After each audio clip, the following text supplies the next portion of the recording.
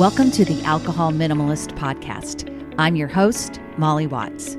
If you want to change your drinking habits and create a peaceful relationship with alcohol, you're in the right place. This podcast explores the strategies I use to overcome a lifetime of family alcohol abuse, more than 30 years of anxiety and worry about my own drinking, and what felt like an unbreakable daily drinking habit. Becoming an alcohol minimalist means removing excess alcohol from your life so it doesn't remove you from life. It means being able to take alcohol or leave it without feeling deprived. It means to live peacefully, being able to enjoy a glass of wine without feeling guilty and without needing to finish the bottle. With science on our side, we'll shatter your past patterns and eliminate your excuses. Changing your relationship with alcohol is possible. I'm here to help you do it. Let's start now. Well, hello and welcome or welcome back to the Alcohol Minimalist podcast with me, your host, Molly Watts, coming to you from, friends, it is a gorgeous Oregon. I am actually over in Central Oregon recording this, and it has been in the high 70s, dry. Central Oregon is very different than rainy Western Oregon where I live, and this has just been a delightful respite. So beautiful. Another plug for Oregon, but if you haven't ever been to Central Oregon, you certainly ought to visit. It is Memorial Day weekend here in the U.S., and as such, I am taking a little bit of a break, and we are revisiting an episode. We are revisiting one that I did way back in 2022. It is How to Drink Like an Alcohol Minimalist. Oftentimes I've done episodes, I've talked about what it means to be an alcohol minimalist. I've talked about how to have a peaceful relationship with alcohol.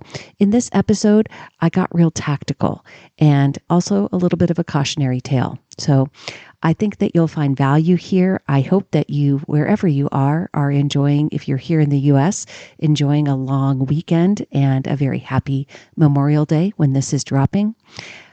I will see you all on Thursday for Think Thursday. If you haven't checked out Think Thursdays, come on over.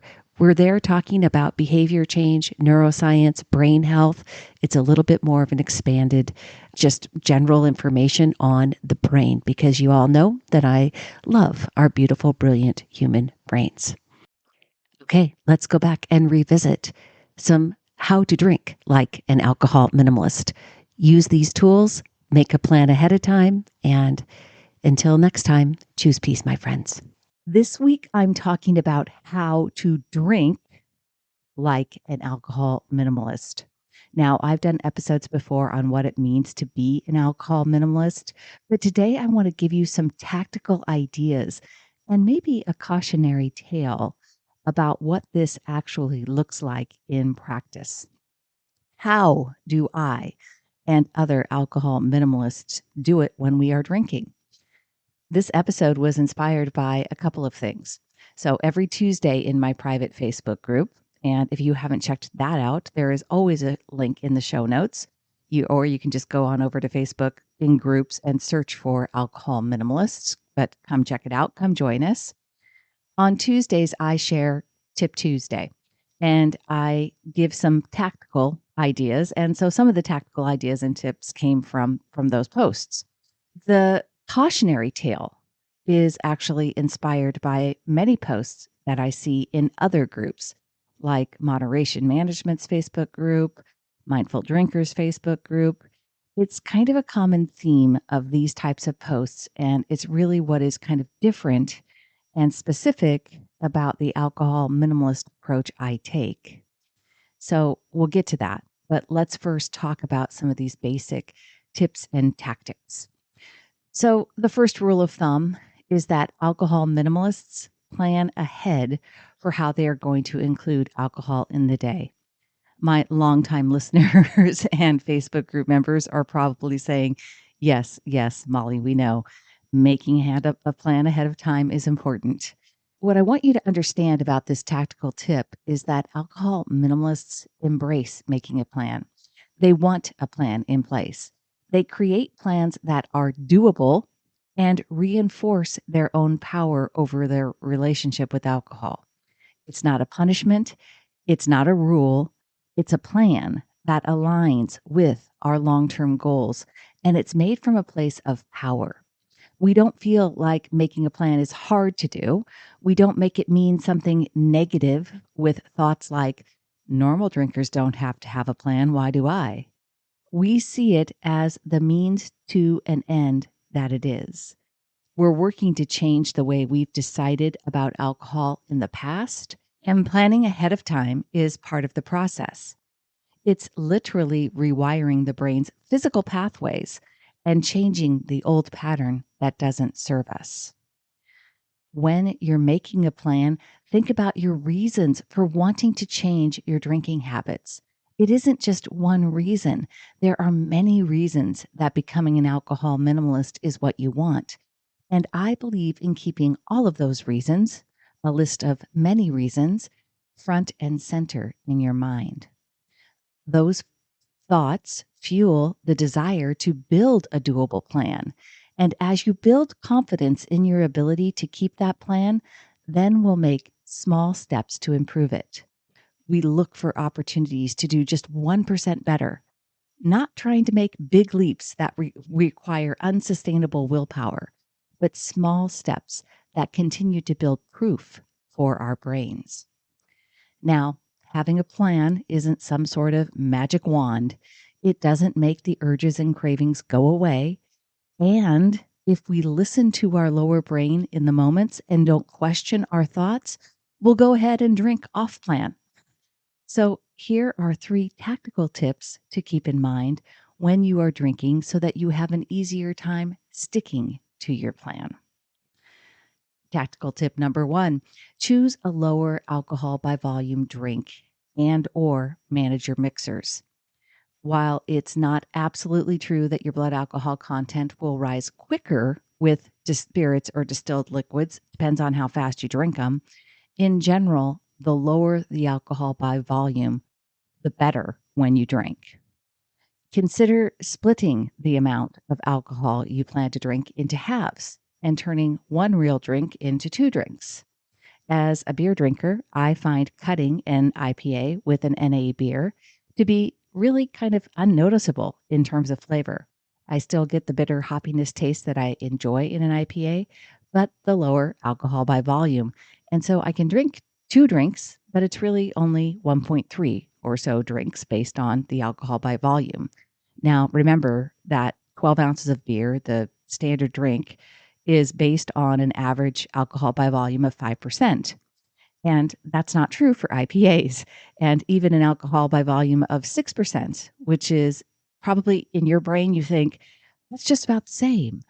It's really not. And a 6% alcohol by volume beer is 12 ounces of it is actually 1.2 beers. 7% alcohol by volume beer, 12 ounces, is 1.4 beers. So you get my idea here. The average for IPAs is in between 6 to 7%. And I guess this would be a sub tip. Get into the habit of checking the alcohol by volume of whatever your chosen drink is. Pay attention and adjust your plans accordingly. Here's a couple of other notes when considering what you're drinking. All right. There are some limited studies that suggest that carbonation increases the rate of alcohol absorption. These studies are definitely limited and not conclusive, and I'd say that paying attention to what's going on with your own body's reactions to the alcohol you drink is most important, but just a note about carbonation. I've talked about it often on the podcast that each and every time we drink, it's like our own personal chemistry experiment, right? Your own personal petri dish. Our bodies and alcohol are dynamic, and each time you drink, you need to pay attention to how your body is responding. If by chance you are drinking on an empty stomach, that is the number one way to increase the speed with which alcohol is absorbed into the body, and it increases your blood alcohol content all the faster. Now, before we leave this topic of alcohol absorption and blood alcohol content, something you diet soda drinkers should hear. If you are mixing diet soda with hard liquor, a study done in 2013 suggests that alcohol consumed with a diet drink results in a higher breath alcohol concentration, so higher BAC, as compared to the same amount of alcohol consumed with a sugar sweetened mixture. And why? Well, they think that it's because the sugar actually slows down the absorption of alcohol from the stomach to the bloodstream. In other words, it's not that diet soda accelerates intoxication. Rather, the sugar in regular soda slows down the rate of alcohol absorption. Again, paying attention, right? These are things that you need to take into consideration when you're choosing what you will be drinking. Last, the combination of hard alcohol and energy drinks. So, this is definitely not a great idea because when alcohol is mixed with caffeine, the caffeine can mask the depressant effects of alcohol, making drinkers feel more alert than they would otherwise. The result is you may drink more alcohol and become more impaired than you realize, increasing your risk of alcohol attributable harms. All right. That was kind of like a lot of tips packed into tactical tip number one. But you get my idea. You need to pay attention to what you are drinking and how that's interacting with your body. Just a quick break to talk with you more about Sunnyside. Did you know that Sunnyside uses science to help you reach your goals by focusing on 3 scientifically proven superpowers that you have? Number 1, the power of pre-commitment. Each week, you set an intention for the week ahead that includes a tracking goal, a drink goal, and possibly a dry day goal. Number 2, the power of conscious interference. You'll learn the habit of tracking each day as soon as you finish it, which creates a mindful pause before you start the next day. And number 3, positivity. We know that this is a big step that can be tough at times, right? And that's why Sunnyside offers coaching through SMS and email to give you support, advice, and motivation. You can check out a free 15-day trial at www.sunnyside.co/Molly. That's www.sunnyside.co/Molly. All right, tip number 2. It's really not a good idea to drink any amount of alcohol on an empty stomach. We just mentioned that previously. Alcohol is absorbed very quickly and you will likely feel the effects sooner when you are running on an empty stomach. Now, food cannot soak up alcohol in the stomach, contrary to popular belief, but it can slow down the absorption. So that's your main goal. When you are drinking, you want to eat, okay? And you want to focus on PFFF. PFFF. That stands for protein, fat, fiber, and fermented foods, which is really the ideal way to eat for your gut and your overall health.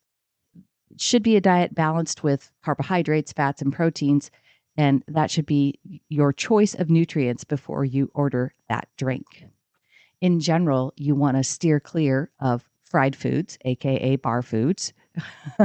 And while the fat from those fries and chicken tenders may keep you full, you are not getting a good variety of nutrients to keep your gut healthy. It might also be a good idea to avoid foods that trigger heartburn, as alcohol might be irritating to your digestive system and cause reflux itself. Another thing to avoid is something that people who own bars and pubs obviously understand, and that's salty snacks. Don't eat the pretzels, popcorn, or peanuts at your local bar because they increase thirst, which is exactly what they are meant to do from the pub owner's perspective. You get more thirsty and you order more drinks. Worst case scenario, it's better to eat something salty than nothing at all. But since you're planning ahead for alcohol, it's a great idea to have a plan in place for food too, right? Right. All right. Tactical tip number 3. Pay attention to how fast you are drinking and slow down. If you're playing drinking games, well, the real point of those is to get you drunk faster and to drink faster. So you might want to consider not playing drinking games. If the group that you're socializing with is geared to drinking faster and drinking higher volumes, then you might want to consider limiting your time with that circle. Surround yourself with people who aren't focused on faster and higher intoxication. If you're going out with a big group, make sure that you don't have thoughts about needing to keep up with the group members. Figure out if you're feeling insecure in the group and if that feeling is driving a desire to drink.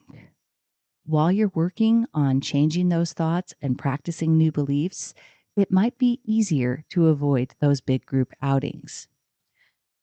Whether you're out with a group or just out, really take your time with each drink. Don't gulp. Don't slam your drink on purpose. Sip your drinks. And in between alcoholic drinks, have a non-alcoholic drink or water.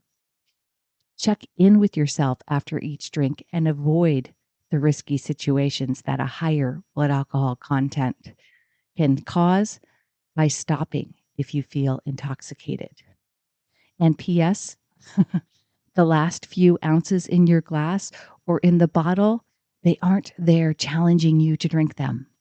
If you don't feel like it, or as I mentioned previously, if you feel intoxicated already, then don't finish your drink. It's not a better deal. You're not wasting something by leaving it. It's simply not required. And you're not wasting anything except your common sense if you keep drinking. Now, all of these tips dovetail nicely with my cautionary tale. Here it is. If you want to become an alcohol minimalist, there is something you need to know and accept. Being an alcohol minimalist means that I don't drink alcohol to get drunk. I want to say that again. I do not drink alcohol ever with the intention of getting drunk. If you're building in multiple alcohol-free days in your week and still looking to get drunk on the weekends, you're not really living the alcohol minimalist life. Is it better yes, is it better than over drinking every day? Of course. But you really need to ask yourself, why do you want to get intoxicated?